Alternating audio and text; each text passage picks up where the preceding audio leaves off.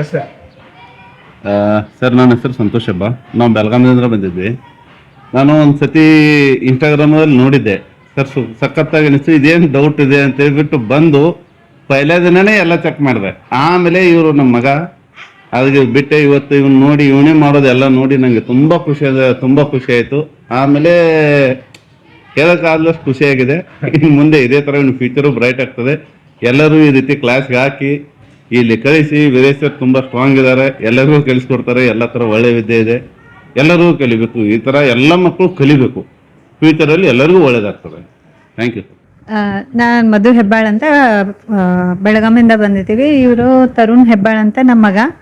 ಈ ಗಾಂಧಾರಿ ವಿದ್ಯೆ ಕಣ್ ಕಟ್ಕೊಂಡು ಹೆಂಗೆ ಮಾಡ್ತಾರ ಅಂತ ಹೇಳಿ ಒಂಥರ ಮೊದಲೆಲ್ಲ ಡೌಟ್ ಇತ್ತು. ಇವಾಗ 1 ವಾರ 2 ವಾರ ಇಲ್ಲಿದ್ದ.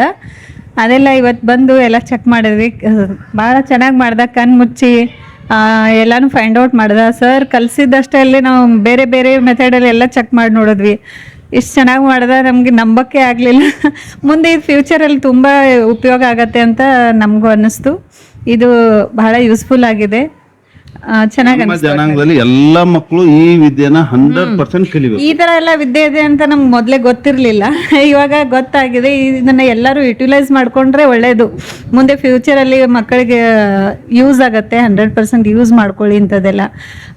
ಇದೆಲ್ಲ ಗಾಂಧಾರಿ ವಿದ್ಯೆ ಅಂದರೆ ಹಳೆಯ ಕಾಲದ್ದು ಅದು ಇದು ಅಂತ ನೆಗ್ಲೆಕ್ಟ್ ಮಾಡೋ ಬದಲು ಈ ಥರ ಎಲ್ಲ ಟ್ರಿಕ್ನ ಯೂಸ್ ಮಾಡ್ಕೊಂಡು ಮಕ್ಕಳ ಮೈಂಡ್ ಶಾರ್ಪ್ ಮಾಡಿ ಅವ್ರಿಗೂ ಈಸಿ ಮಾಡಿಕೊಡೋದ್ರಲ್ಲಿ ಬಹಳ ಅವ್ರಿಗೂ ಒಂಥರ ಹೆಲ್ಪ್ಫುಲ್ ಆಗಿರುತ್ತೆ. Thank you so much. ನೀವು ಪ್ರಾಕ್ಟೀಸ್ ಮಾಡಬೇಕಾದ್ರೆ ಒಂಥರ ಪ್ರಾಕ್ಟೀಸ್ ಮಾಡ್ತಾರೆ.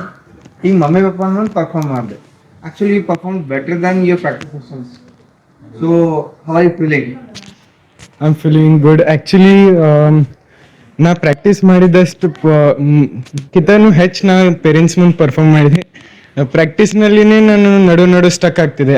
ಇಲ್ಲಿ ಸ್ಟಕ್ ಆಗಲಿಲ್ಲ. ಅದ್ರ ಸಂಬಂಧ ನಂಗೆ ತುಂಬ ಖುಷಿ ಆಗ್ತಾ ಇದೆ. I am feeling too much happy. Thanks for that sir.